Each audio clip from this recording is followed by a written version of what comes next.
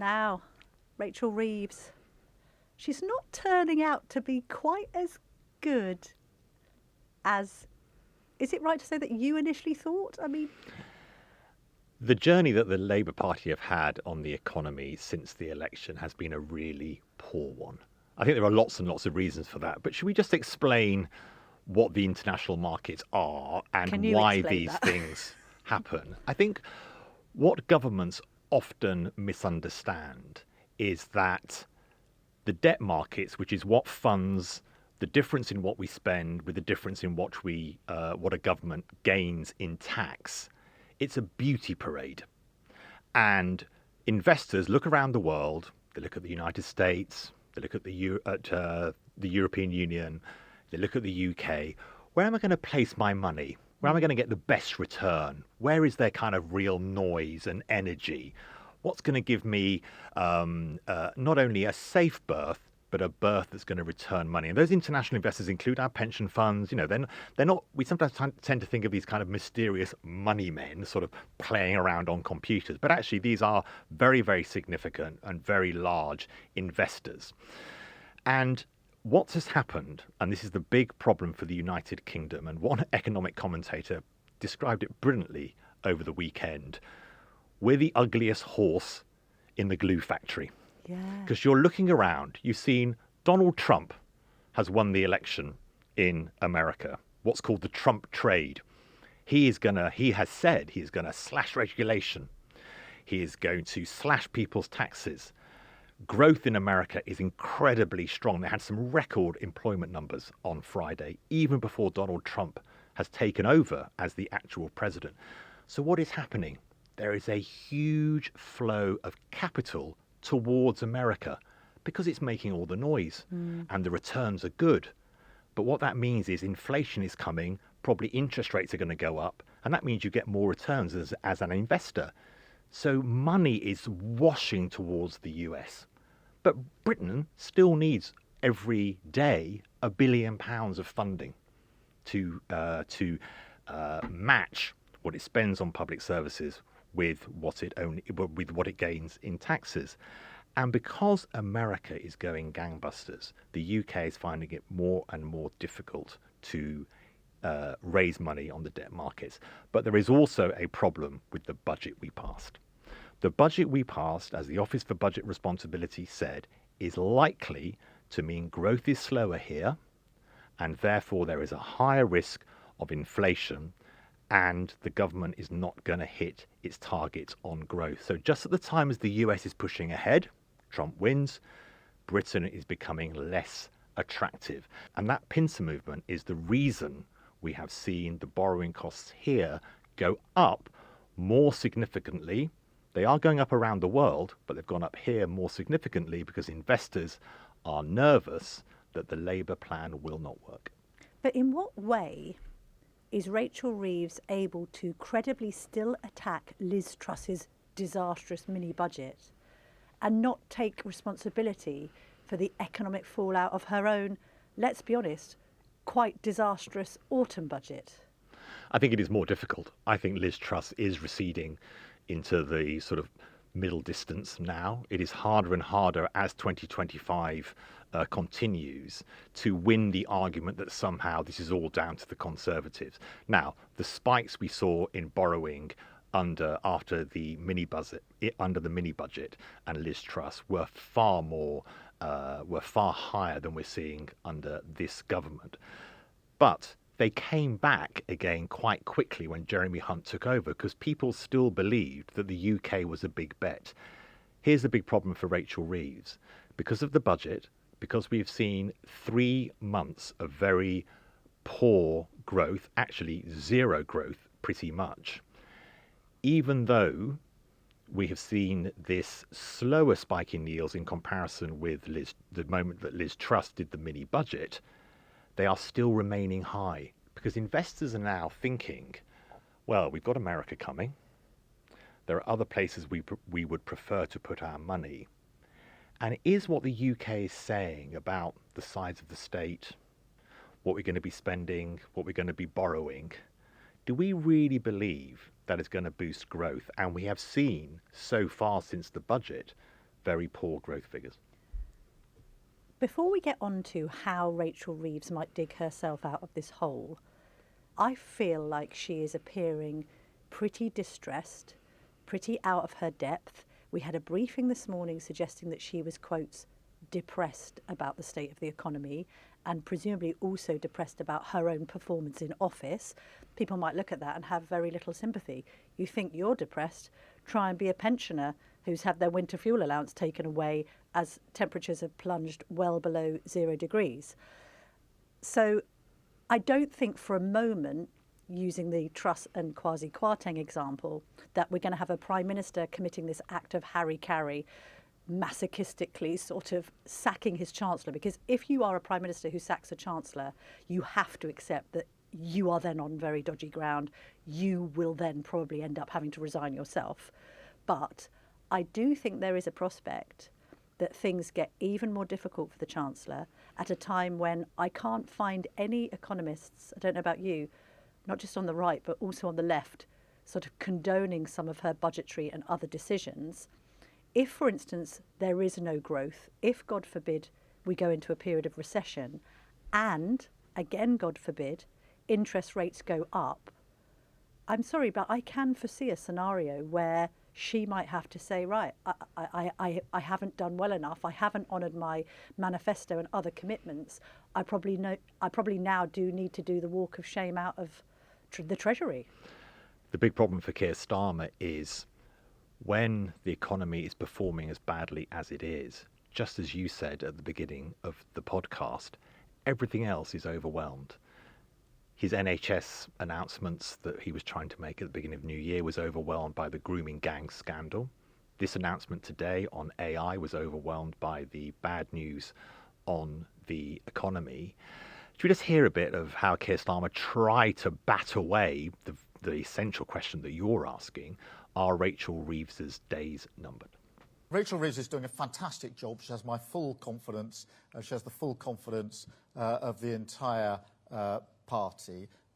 She was given an incredibly challenging task at the budget because not only was the economy broken, but we had a £20 billion black hole and many things that had been identified for spending which didn't have any spending attached to them. So she took the tough decisions. She's right to take the tough decisions because as anybody who's turned around a business or organisation will know, if you're going to turn something around, you've got to take the tough decisions first. You can't identify a tough decision and then decide to put it off for 6 months or a year. Anybody turning around a business would never do that. So that's why we've taken the approach that we've taken.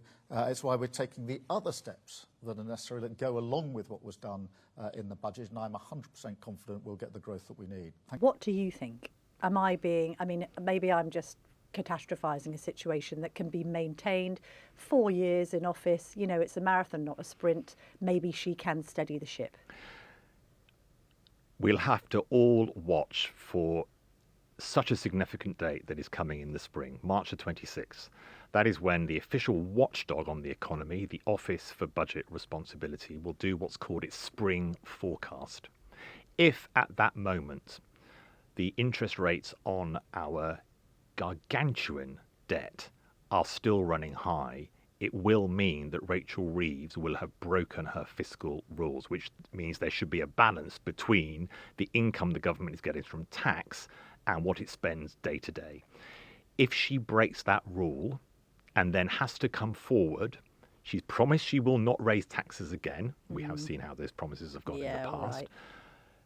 They are briefing that there could be significant public spending cuts. If Rachel Reeves, who has said she will not have another budget until next autumn, has to come forward with an emergency budget because the markets have kept against the UK and she has broken the fiscal rules that the government says are non-negotiable, I think Labour will turn against her. Yeah. I'm told that cabinet ministers did not come into power to cut public spending. They would much rather raise taxes.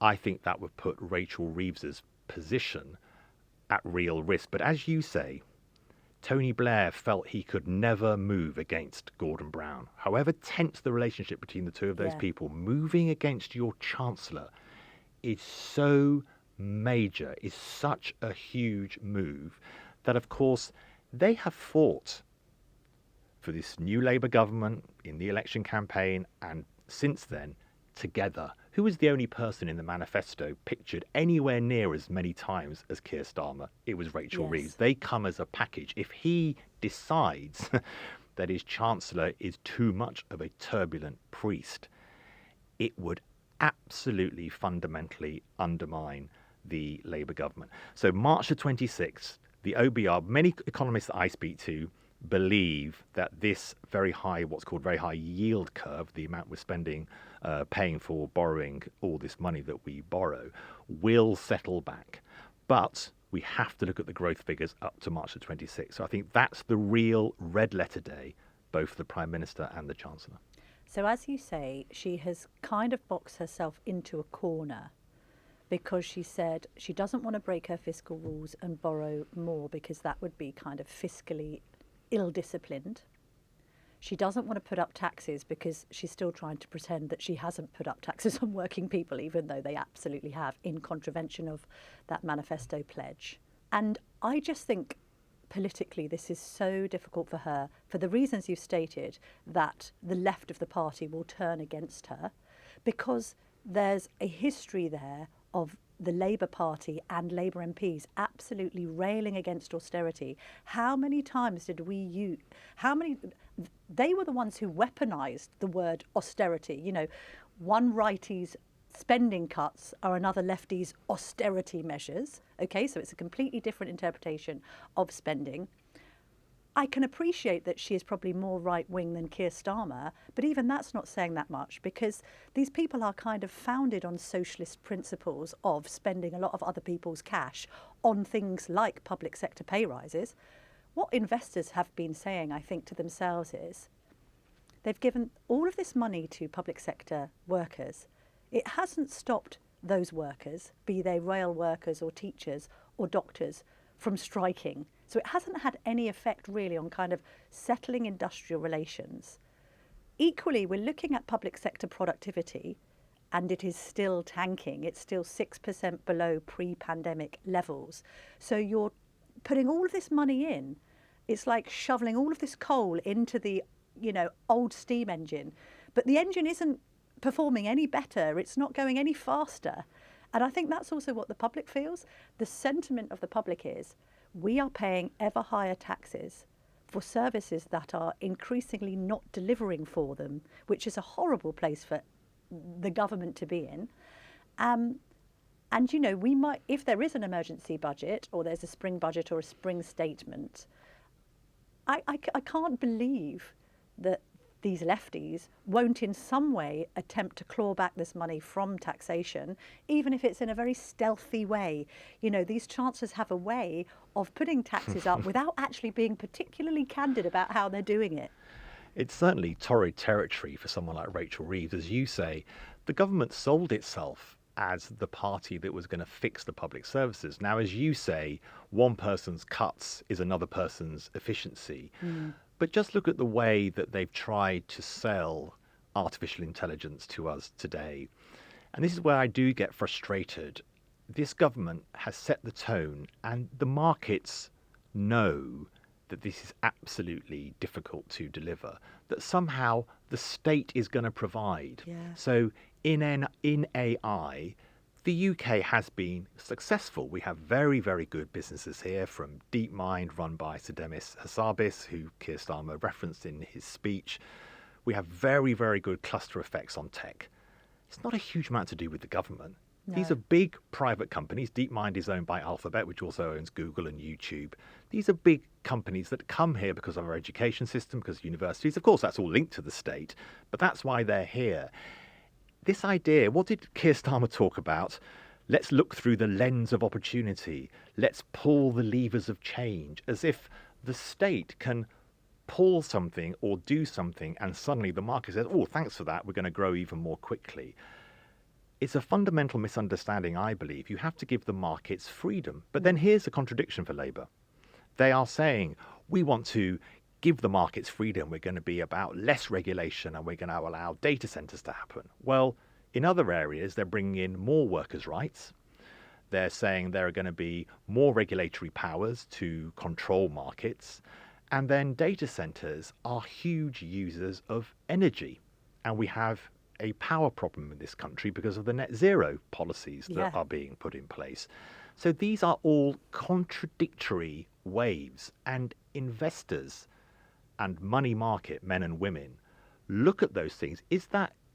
Are these policies coherent? Is this government more on the right of what might be described as the left, pro-markets, much more of that Blairite tone? We are about where the markets want to go and we want to get out of the market's way.